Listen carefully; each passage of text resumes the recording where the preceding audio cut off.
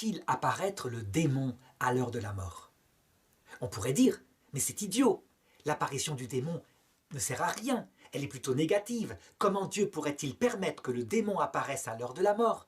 Il va entraîner la personne vers l'enfer éternel. Or Dieu veut que tout homme soit sauvé, donc ce n'est pas possible. En réalité, lorsqu'on comprend bien ce que c'est que l'entrée dans la vie éternelle, un mariage d'amour, un consentement de la personne porté par la grâce de Dieu, mais un consentement qui vient d'elle, une alliance, un oui qui doit être parfaitement lucide, maîtrisé. Eh bien, la lucidité qu'apporte le Christ lorsqu'il apparaît dans sa gloire doit être complétée par la lucidité qu'apporte le démon, qui présente un choix alternatif, un choix qui doit être réaliste, pour que la personne qui ne veut pas du Christ puisse se diriger dans une autre direction. Je dirais même plus, le démon doit avoir la possibilité d'apparaître en plénitude, de donner la plénitude de son message. S'il avait moins de temps au point de vue psychologique, que le Christ qui, lui, apparaît dans sa gloire, eh bien, ce ne serait pas un choix libre. Donc Dieu le permet, et cette apparition du démon est essentielle. On pourrait dire, mais d'où la théologie tient-elle ça? Elle le tient tout simplement de l'Écriture. 2 Thessaloniciens chapitre 2.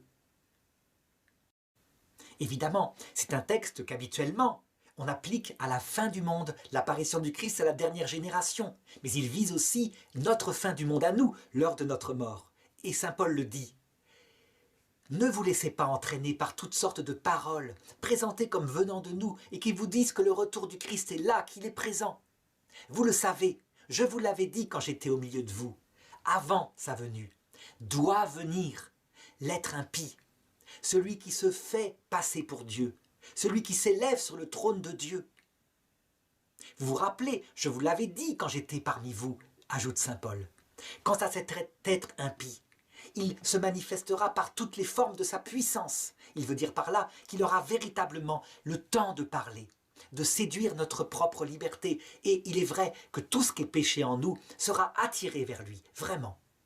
Mais j'ajouterais que l'Église, un dogme, limite la puissance du démon. Dieu ne permettra pas que ce démon nous tente au-delà de nos forces. Ça veut dire qu'il présentera son projet, mais c'est nous qui choisirons. Personne, quels que soient les péchés qu'il aurait fait dans sa vie, n'est condamné à l'enfer, il le choisit.